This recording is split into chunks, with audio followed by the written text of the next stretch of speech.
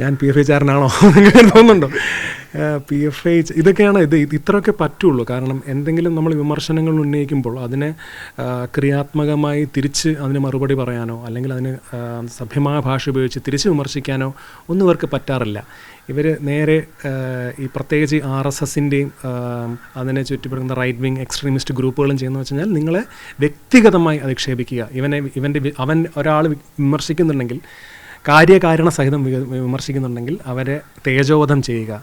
രാമക്ഷേത്രത്തിലെ പ്രതിഷ്ഠയുമായി ബന്ധപ്പെട്ട് ഗായിക ചിത്ര ഒരു പരാമർശം നടത്തുകയും അതിനെ വിമർശിച്ചതിൻ്റെ പേരിൽ ഗായകൻ സൂരജ് സന്തോഷിനെതിരെ വ്യാപകമായ സൈബർ അറ്റാക്ക് ഇപ്പം നടക്കുകയും ചെയ്യുന്നുണ്ട്. സൂരജ് നമ്മോട് കൂടി ചേരുകയാണ്. സമീപകാലത്തൊന്നും കണ്ടിട്ടില്ലാത്ത തരത്തിലുള്ള സൈബർ അറ്റാക്കാണ്. ഗായിക ചിത്ര പറഞ്ഞതിനെ വിമർശിച്ചതിനകത്ത് ഉറച്ചു നിൽക്കുകയാണ് സൂരജ്. തീർച്ചയായും അതിലൊരു സംശയമില്ല, തീർച്ചയായും ഉറച്ചു നിൽക്കുന്നു. KS ചിത്ര എന്ന വ്യക്തിയുടെ പരാമർശം അല്ലെങ്കിൽ അവരുടെ സ്റ്റേറ്റ്മെൻ്റ് എന്ന് പറയുന്നത് വളരെ പൊളിറ്റിക്കലായിട്ടുള്ളൊരു സ്റ്റേറ്റ്മെൻറ്റായിട്ട് തന്നെയാണ് ഞാൻ കാണുന്നത്. രാമക്ഷേത്ര വിഷയം പൊളിറ്റിക്കലാണ്, ബാബറി മസ്ജിദ് തകർത്തത് പൊളിറ്റിക്കലാണ്, പുതിയ ക്ഷേത്രം പണിയുന്നത് പൊളിറ്റിക്കലാണ്, അതിൻ്റെ പ്രതിഷ്ഠാ ദിനമായിട്ട് നടക്കുന്ന എല്ലാം തന്നെ പൊളിറ്റിക്കലാണ്. അപ്പോൾ അതിന്മേലുള്ള അഭിപ്രായം പൊളിറ്റിക്കൽ തന്നെയാണ്. KS ചിത്ര പറഞ്ഞത് വളരെ പൊളിറ്റിക്കലായിട്ടുള്ളൊരു ഒപ്പീനിയനാണ്. അത് എതിർക്കപ്പെടേണ്ടത് തന്നെയാണ്. ഭിന്നിപ്പിൻ്റെയും വെറുപ്പിൻ്റെയും രാഷ്ട്രീയം പ്രചരിപ്പിക്കാൻ നടക്കുന്ന ഓരോ ആളുകളും എതിർക്കപ്പെടേണ്ടവർ തന്നെയാണ് എന്നാണ് എൻ്റെ അഭിപ്രായം. പറഞ്ഞ കാര്യത്തിൽ ഉറച്ചു നിൽക്കുന്നു.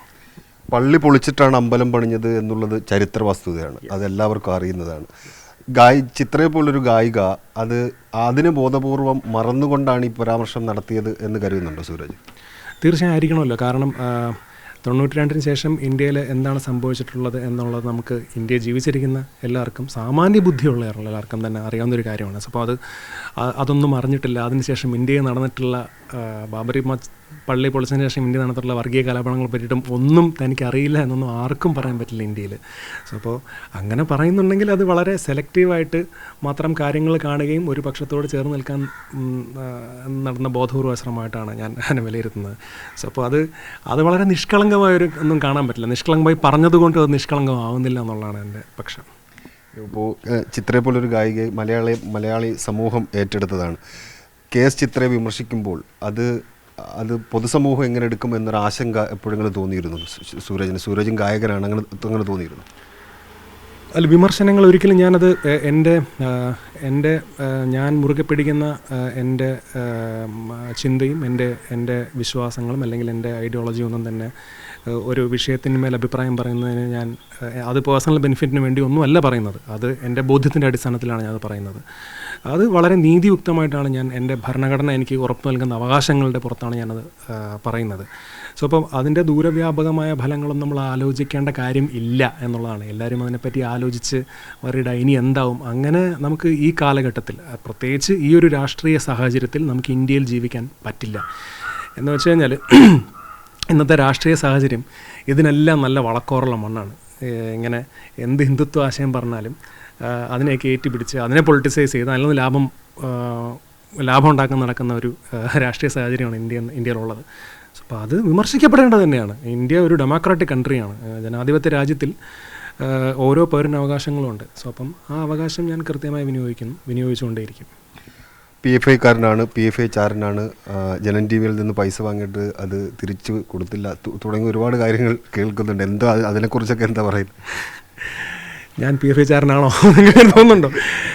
PFI ഇതൊക്കെയാണ് ഇത്രയൊക്കെ പറ്റുള്ളൂ. കാരണം എന്തെങ്കിലും നമ്മൾ വിമർശനങ്ങൾ ഉന്നയിക്കുമ്പോൾ അതിനെ ക്രിയാത്മകമായി തിരിച്ച് അതിന് മറുപടി പറയാനോ അല്ലെങ്കിൽ അതിന് സഭ്യമായ ഭാഷ ഉപയോഗിച്ച് തിരിച്ച് വിമർശിക്കാനോ ഒന്നും ഇവർക്ക് പറ്റാറില്ല.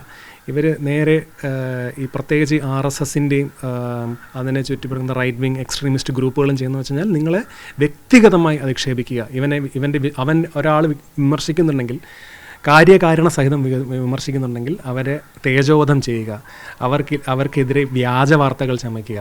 അതിൻ്റെ ഭാഗമായിട്ടാണ് ഈ PFI ചാരൻ ജനം TVയിൽ നിന്നും ഞാൻ കാശ് മേടിച്ചു. ജനം TVയിൽ നിന്ന് 5 പൈസ ഞാൻ മേടിച്ചിട്ടുമില്ല. ജനതയുടെ ഒരു പരിപാടിയും ഞാൻ ചെയ്തിട്ടില്ല, ഇനി ചെയ്യാനും പോകുന്നില്ല. അപ്പം അതൊക്കെ ഇങ്ങനെയൊക്കെ പറഞ്ഞ് സമൂഹത്തിൽ ഭിന്നിപ്പുണ്ടാക്കുക അല്ലെങ്കിൽ സംശയം ഉണ്ടാക്കുക, എൻ്റെ ക്രെഡിബിലിറ്റി നശിപ്പിക്കുക എന്നുള്ളൊരു ഉദ്ദേശം മാത്രമേ ഇത്തരത്തിലുള്ള പ്രചരണങ്ങൾക്ക് മുന്നിലുള്ളൂ. അതൊന്നും ഏൽക്കാൻ പോകുന്നില്ല. അതൊക്കെ അവർ തുറന്നോട്ടെ. കാര്യമായിട്ട് നടന്നോട്ടെ. മുതിർന്ന ഗായകരൊക്കെ നിഷ്കളങ്കമായി പറയുന്നുണ്ട്, ചേച്ചി കേസ് ചിത്ര പറഞ്ഞത് അതിനെ അങ്ങനെ വിട്ടുകളഞ്ഞൂടെ എന്ന് ചോദിക്കുന്ന മുതിർന്ന ഗായകരുണ്ട്. അതിനെ എങ്ങനെയാണ് കാണുന്നത്? അപ്പോൾ അവരും നിഷ്കളങ്കമായിട്ട് പറയുന്നു എന്നാണോ തോന്നുന്നത്? അല്ല, എല്ലാവർക്കും അവരുടേതായ അഭിപ്രായം പറയാനുള്ള സ്വാതന്ത്ര്യം ഉണ്ടല്ലോ. അപ്പോൾ അവരങ്ങനെ അത് കാണുന്നു. പക്ഷേ ഈ നിഷ്കളങ്കതയുടെ പുറത്ത് നമ്മൾ പലതും മറക്കുന്നുണ്ടെന്നുള്ള കാര്യം ഇവരെല്ലാവരും ഓർക്കണം.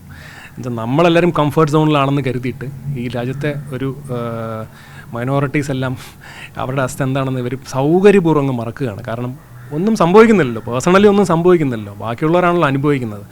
അപ്പോൾ കംഫർട്ട് സോണിൽ ഇരുന്നുകൊണ്ട് രാഷ്ട്രീയം പറയുമ്പോൾ ഈ നിഷ്കളങ്കത പറഞ്ഞുകൊണ്ട് വരരുത്. നിഷ്കളങ്കത പറഞ്ഞ് അതിനെ വൈറ്റ് വാഷ് ചെയ്യാൻ ശ്രമിക്കരുതെന്നാണ് എനിക്ക് പറയാനുള്ളത്. അവസാനമായിട്ട് ഈ സൈബർ അറ്റാക്ക് വലിയ രീതിയിൽ നടക്കുകയാണ്. അതിനെതിരെ എന്ന് നിയമ നടപടി സ്വീകരിക്കാൻ വേണ്ടി ആലോചിക്കുന്നു? ഞാൻ ഒരു അഡ്വക്കേറ്റുമായിട്ട്, ഒരു നിയമ വിദഗ്ധനുമായിട്ട് ആലോചിക്കാൻ തീരുമാനിച്ചിട്ടുണ്ട്. അതിൻ്റെ പുറമെ അദ്ദേഹമായിട്ട് ചർച്ച ചെയ്തതിനു ശേഷം നിയമ നടപടികൾ തീർച്ചയായും സ്വീകരിക്കും. എന്തായാലും വെറുപ്പിൻ്റെ രാഷ്ട്രീയം ഇന്ത്യയിൽ ഉടനീളം ഉണ്ടാകുമ്പോൾ അത് കേരളത്തിലൊരു പ്രധാനപ്പെട്ട ഗായിക അതിനെ ചില കാര്യങ്ങളെ ബോധപൂർവം മറന്നിട്ട് മറ്റു ചില പ്രസ്താവനകൾ നടത്തുമ്പോൾ ഉറച്ച ശബ്ദത്തോടു കൂടി പ്രതികരിക്കാൻ ഈ യുവഗായകന് കഴിഞ്ഞു എന്നുള്ളത് പൊതുസമൂഹത്തിന് അല്ലെങ്കിൽ കേരളത്തിന് വലിയ പ്രതീക്ഷ നൽകുന്നതാണ്. അത് കേരള സമൂഹം സൂരജിനെ പിന്തുണയ്ക്കുന്നവർ അദ്ദേഹത്തിനൊപ്പം ഉണ്ടാകും എന്നൊരു വസ്തുത കൂടി നിലനിൽക്കുന്നുണ്ട്. സൂരജ് എന്തായാലും ഈ വിഷയങ്ങൾക്കെതിരെ നിയമ നടപടി സ്വീകരിക്കാൻ വേണ്ടിയാണ് തീരുമാനിച്ചിരിക്കുന്നത്.